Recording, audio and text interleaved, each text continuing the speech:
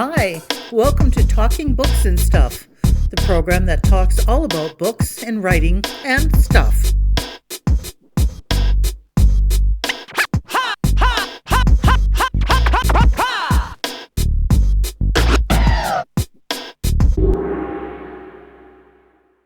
Here's your host, Dennis Rimmer. And just a note here, this is part 2 of our interview with Angus Addley, who's lived and worked all his life in Saskatchewan, and he has many, many more stories about his early life and even his current life. And so let's get right to it, part 2 with Angus Addley. Thank you. Back again with Angus Addley, talking about the life and times of Angus Addley. So, growing up in Fielding, went to school in Fielding, went to normal school, they called it. Did they still call it back then? Well, after high school? That's an interesting story in itself. It was normal school when I went, and in the spring, Woodrow Lloyd, who was the Minister of Education, came out to speak to our school, and we were all in the gym. There were about just over 300 of us, and most of them were girls. And he spoke. I don't remember much of what he said, but at the end of his speech, he said, well, I'm right now in the legislature, they are changing the name of this school, and you are now going to be known as the Saskatchewan Teachers College in Saskatoon. And that was the announcement. And so starting tomorrow, we went to the Teachers College. And now how long was the course? 1 year. 1 year? Yeah. And then when you graduated, was it Loon Lake? Yep. Okay, now Loon Lake, that's a long story. You were there for a while, to say the least. 32 years. Why was Loon Lake selected, or did you just find a job there and that was it? Well, that's a story in itself. Good. We like stories. When I went to Teachers College, I wasn't much for applying for jobs or things like that. I wasn't good at it, or I didn't think I was. And all of the people were reading these ads in the paper. Sometimes the Star Phoenix would have 2 full pages or more. And I would look at them, and that's all I did was look at them, and none of them offered me a job. And one day I just walked in the door at my boarding place, and this was a woman who had grown up in Fielding too. But she was a lot older. She had kids. Well, her daughter was about 3 or 4 years younger than me. And the phone rang, and she answered it, and it was for me. And I went to the phone, and this person said that their name was Ken Bentley, and that he was an inspector for the Meadow Lake area, and wanted to know if I had a job yet. And I said, no, I haven't. And he said, well, are you looking for one? And I said, oh, yes, which was true, but not very true. And he said, well, did you ever have sisters that went to school in Fielding? I said, I had 3 of them. He said, they were your sisters? I said, yes. And he said, well, if you're looking for a job, I'm going to be at the hotel on Saturday morning. Would you come down for an interview? And I said, I will be there. And when I got there, there were 3 other guys waiting to see him at 10 o'clock. He came down from his room and he got us all and took us up to his room. And he had chairs, and I think we had a Coke or something, I'm not sure of that. And we visited with him for about an hour. Now, I called it visiting, but I'm sure he was measuring us all as he was talking to us. Right. And when we got through with the talking, he said, well, Angus, I'm going to give you first choice. He said, we have 4 schools available. One is in Pierceland, which is about 60 miles north of Loon Lake. There's one in Dorantosh, which is just out of Meadow Lake a ways. One is in Makwa. That's the principalship of that school, and it's just 10 miles from Loon Lake. And one is in Loon Lake. And I didn't hesitate for more than 10 seconds, and I said, I'll take the one in Loon Lake. He said, that was awfully quick. I said, yeah, that's where I'd like to go. Have you ever been there? No. What do you know about it? And I said, not really anything, but I like the name. And Right. I didn't want to tell him the truth. The truth was that when I walked to school in Fielding, I walked on the highway. And not every day, but often I would meet the bus, and it would say Loon Lake on the top. So I knew I could get there on the bus, and I knew if I didn't like it, the bus would be coming up the next day. Take you back. And he said, well, wouldn't you take the principalship in Makwa? And I said, no, I don't want a principalship. And so he said, okay, Loon Lake it is. Loon Lake, and off you went. I can't remember whether I actually signed the contract then. I think I must have, but I don't remember that. Do you remember what the salary was? I know it was $2,000 a year, and you didn't get paid in July and August. Yep, I've heard that. So you end of June until the end of September, you had to go pretty much Moneyless. Because I still have friends who were teachers in Vancouver in the 70s and 80s, same thing. So they always got summer jobs. Well, yeah, that's what I tried to that summer. Well, I got quite a few. Actually, that was the last summer that we didn't get paid, though. The next year, I got a check. They split our money up over 12 months. Oh, right. And that year, I got a $200 raise. So my checks were nearly as big as they'd been. Good. But I worked at the exhibition in Saskatoon, and I worked for different farmers. Tom Roberts was a nice guy, and he needed fencing, and I worked for him. And that probably answers your question. It does answer the question. So what was the first class you had? Was the school big? Was it small? 1 room, 2 rooms? It was a 3-room school, and I had grades 5 to 8. Just when they're getting feisty. Oh, well, I could tell you about my introduction to Loon Lake.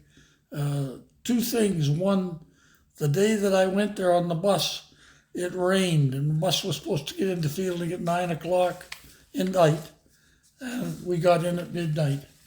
And when I got off, there was somebody from the school board there to meet me. The only thing was there were 2 people there to meet me from 2 school boards. There was the Loon Lake School Board, and there was the old Loon Lake School Board. They had heard that they had got a teacher, and they were going to get me. And there was a bit of a discussion between them, and I said, well, I have grades 5 to 8. Oh, well, then you're in town. Oh. I said, yeah, I'm in town. I wasn't going to batch anywhere. Anyway, and I've forgotten the question. I'm sorry. Well, that's okay. That's close enough, because the next one was going to be Loon Lake. You're teaching grade 5 through 8. And then one thing led to another, and you met your wife. How about that story? Because I heard that's pretty interesting. Well, this is really not a good story, and I don't want it on tape. Well. I did have a date for. Continuing our chat with the life and times of Angus Addley here in Saskatoon. Grew up in the 30s and 40s in Fielding, Saskatchewan. Became a teacher. We're now in Loon Lake, where he met the love of his life, Auntie Glenna. And you were still in Loon Lake, and you stayed there for your entire teaching career. Is that right? That's right. I was out of there 2 years. I went back to university for 2 years and went back as principal. Loon Lake, when I went there, as I told you, was a 3-room school. We had about 70 students. When I retired, we had 28 teachers and about 500 students, just over 500. What did you like about Loon Lake? Well, I liked my wife, and We liked her too. and that's what.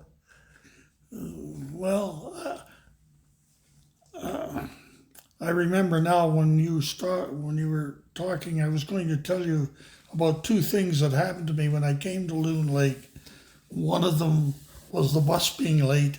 Yeah. But the other one was the fellow that had taught in my room had been there for 3 years before me. And he came over to the school a couple of days before school started. I was doing some work, getting ready.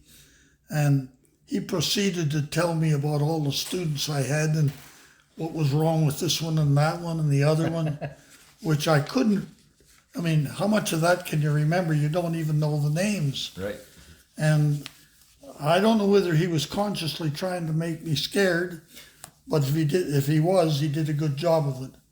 Anyway, I went home and I said to myself, I don't remember anything you said, and I'll find out for myself what they're like. And I got along great. He hadn't got along well with the kids. I got along famously with them.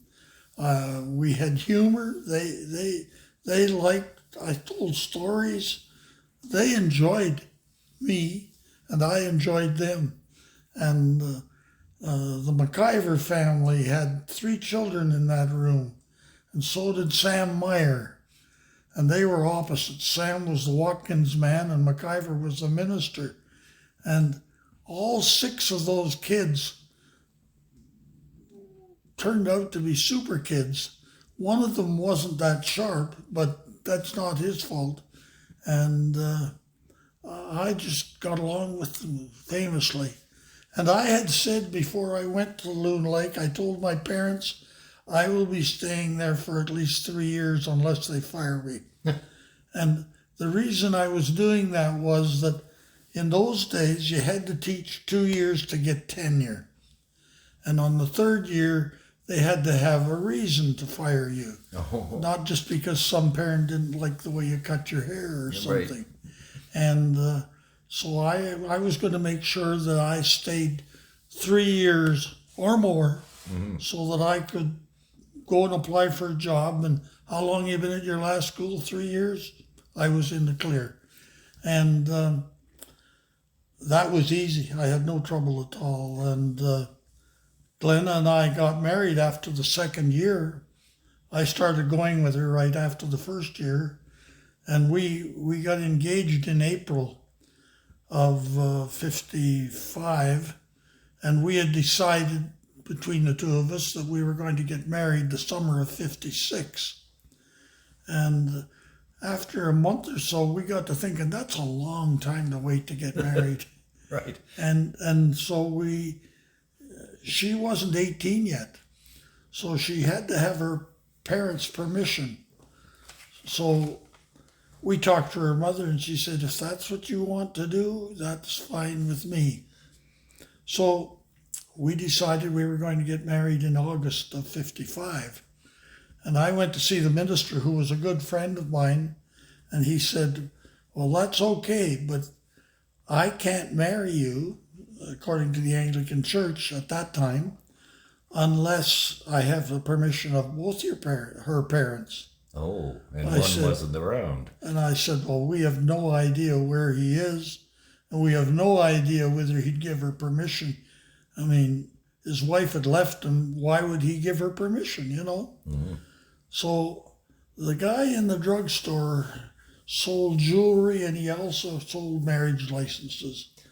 And I went to see him, and I said, Glenn and I want to buy a marriage license. I guess I wanted to buy it.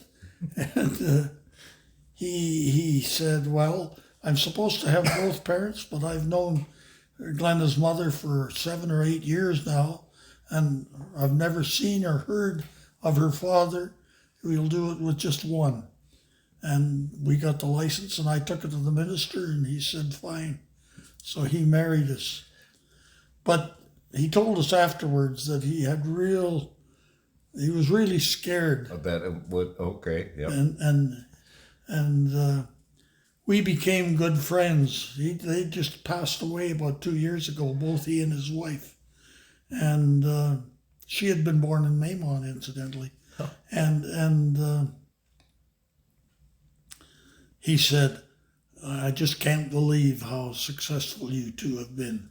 Well, you got married in August of 55, and I went to grade 1 in September of 55. So everything fits together. Back to, you mentioned the woman born in Maymont. Were you born at home or in a hospital? I was born at home on the farm. On the farm. In the bedroom that became my bedroom.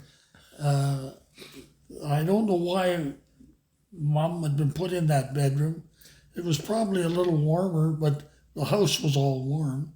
I can't answer why, but that's why she was there. Well, that's what they did in those days, so there you go. Yeah. Yeah. My sisters had all been born in a hospital. Oh, really? Yeah. Yeah. Speaking of being born, you said you remember when wifey Diane was born. How do you remember that? Well, it was... That's your sister who was giving birth, of course. But. Yeah. What year was that? What year were you born, Diane? 51. 51. October of 51. Well, I was going to guess 52. And I knew it was October. Yeah. I was in about grade 11, I guess. And Lionel was my best friend. And he and I had been asked to come out. They had about 2 days of thrashing left to do. And we had come out to work for them. And they had, his brother Earl was there and a couple of other farmers to do this thrashing. And on the Saturday we finished. It was a cold damn job. And I shouldn't have sworn, I'm sorry. That's okay. We've had worse on our show. Don't worry. Well, I'll look after that when we're nearly done. And the phone rang. And it was for Mrs. Keeper answered it. And we were eating supper at the table, and she hung up and she came and said, "I've got news for you, Angus." And I said, "What news have you got for me?" And she said, "Well, you're an uncle." And I said, "You're an uncle?" I said, "Moira had a baby." And I said, "Was it another boy?" And she said, "No, it was a girl." And I said, "Well, I guess I'm an aunt then." But I knew better. You knew better, but that's a good... But again, 1951 was the last time our farm in Denholm used a threshing machine. Is that right? Because I remember it. Apparently I was there, and apparently I remember... Yeah. Because it was... it would be 2.5, and that's like my earliest memory. And my aunt has corroborated that. She said, "Yeah, that's right." Now, I don't know if I just remember seeing a picture, but I'm sure I remember running around with these guys and their stooks, and you're throwing them into the machine, and there's horses and a tractor running the belt and grain flying everywhere. You know, when you mention that, it reminds me of one day I was probably about 6 or 7, and somehow or another, I had a little toy thrashing machine, I thought. And I played with it for a while, and it really worked, I thought. And my mother called me, and so I took it and I hid it behind my bedroom door. And to this day, I can't find it. You know, it never existed, I know. But in my head, it was so clear. I would go in that room days after, weeks after, and I would look behind the door to see if it was there. So you're 32 years or so in Loon Lake. What did you like best about being a teacher and then a principal? Well, I was a teacher until I went back to university, and we'd had various people as principals. The first one we had was Lazy. School started at 9:15, and noon hour often didn't get over till 1:30.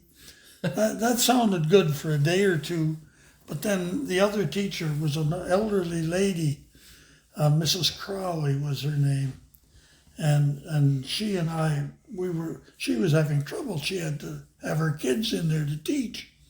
So one day we rang the bell. Well, he came in like a hornet, and we never rang the bell again. But he rang it a little more promptly after that.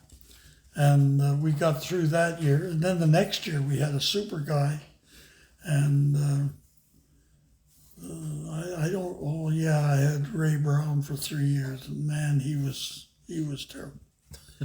And I thought I could do this job. And I was young. I could do this job better than them. And I mean, there was nothing to it.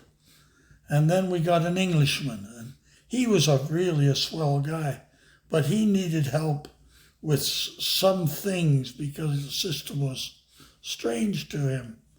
And Mrs. Crowley was still teaching there, and there were about 6 of us when he was principal, and he took a liking to me, and I liked him, which was true. Bob Colston was his name, and I would help him all I could with forms because that wasn't his baby. Uh-huh.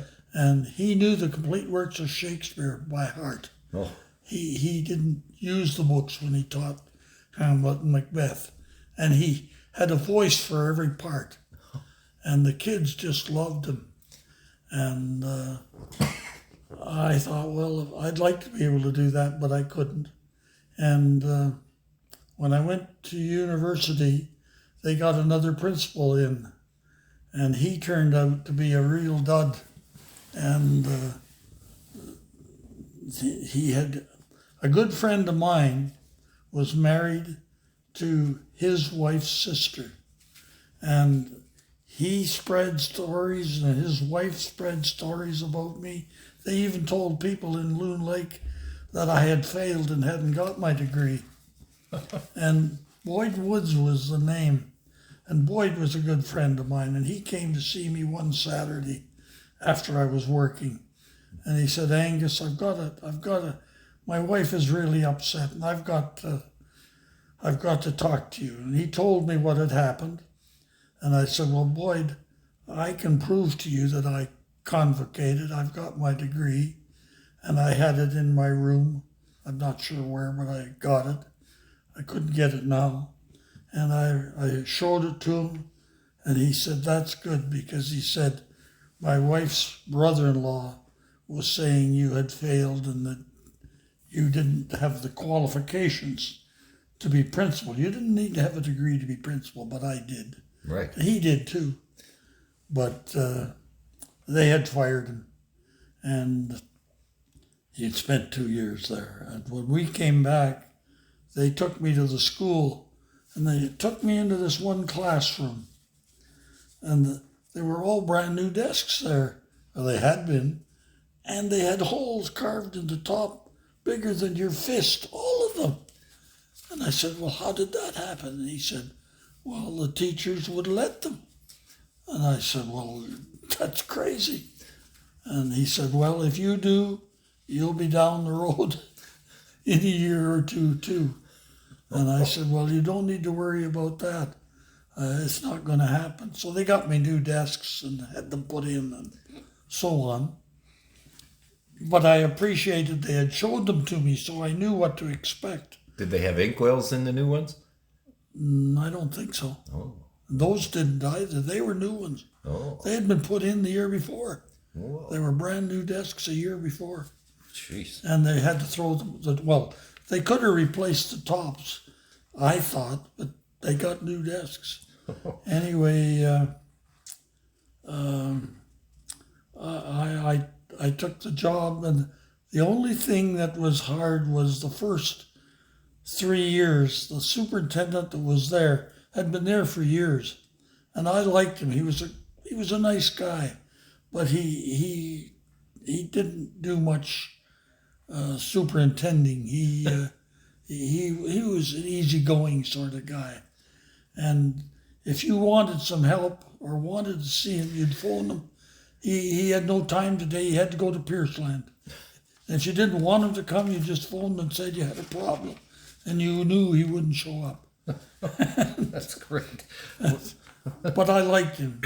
Anyway, I was teaching every period of every day, and I was principal as well. And by then we had 12 teachers. And I was working Saturdays, a little bit on Sunday, and every evening till 9 o'clock to get the work done. And we got a new director after 3 years. And he said, "You're teaching everything?" He said, "You can't do that."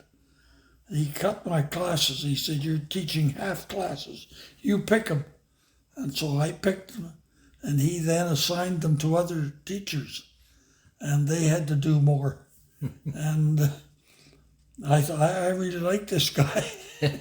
I finally didn't have to work all day Saturday and things like that. Okay. We're going to wrap things up pretty soon here, but just a few more questions with Angus Addley. Are there 3 things that nobody knows about you that you'd like to reveal at this time? Oh, God, I haven't a clue. Well, I've already told you one. I said that I kissed Glenn on the first date. Right. She was the first girl I ever kissed on the first date. And that was a big deal. That's a big deal. I think that's pretty good right there. We probably don't need anything else. Well, right now, I could tell you when Earl was born that year, his dad was a workaholic and he was very sick. But he kept working through harvest, and my dad was using our team and hauling grain, and I had a team of his dad's, that's Moira's husband, Hans, and I was hauling grain, and I was only 10 years old, and I was hauling it from the field to the farmyard and unloading it. They had a little machine there that ran it up in an auger. But I had to scrape the wagons back. Right. And that was hard work. It was. And when I went to go back to the machine to get another load, the team ran away on me. And they went out onto the road, turned right onto the road. There was about 100 yards maybe, if that. And there was a railway crossing. And I was trying to stop this team, and I looked up, and there's a train coming. Oh. And I knew if the train got there ahead of me, the horses would have to stop. But the train got there. The engine went by, the coal tender went by, and the first car came, and the horses didn't stop. They just turned with it. And the wagon wheel went under the boxcar, and we went we cut down there was great big posts protecting the railway right away. You'd have a clue about that. And maybe you were too young. Mm-hmm. And we buried the tongue into the bank, and the wagon box, the reach came through the box. And I flew out, I guess, because I was out for a few seconds. I don't know how long. And I was laying on the ground beside the wagon. I got up, and the horses were down the road down the railway tracks about a good quarter of a mile. And I didn't know what to do. Well, the train kept going by, and then it finally was gone. And I walked across the tracks. And little did I know that my father was at another crossing down the way, crossing with his team, and he saw this developing.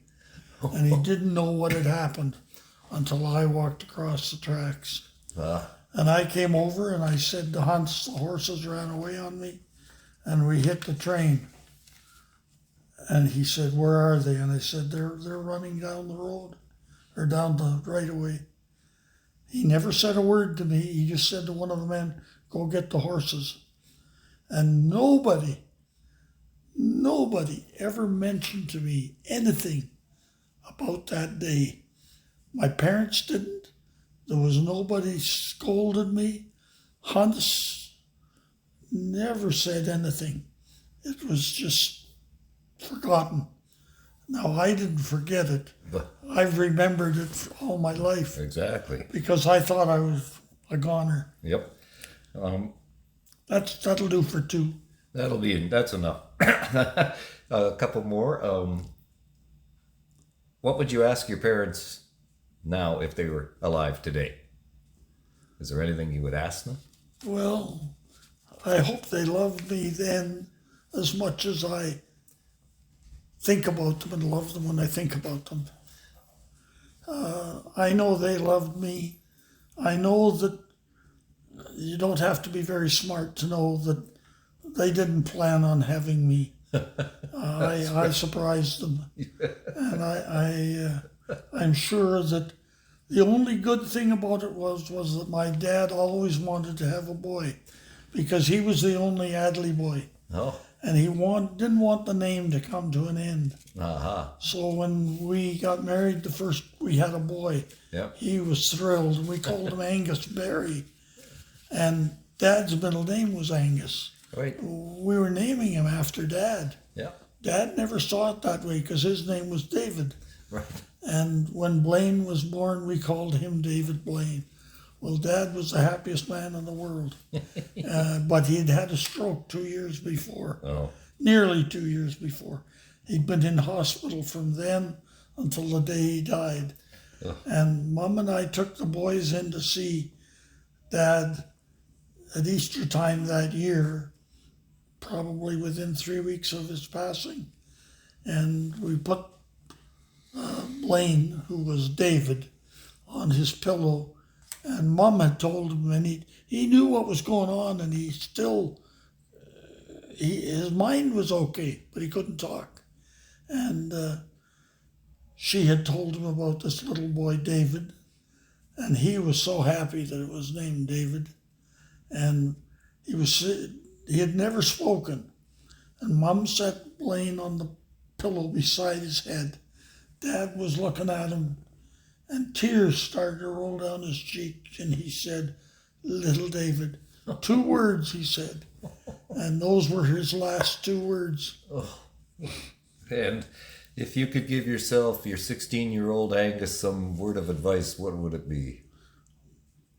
Watch out for trains. That was the scaredest I ever was in my life.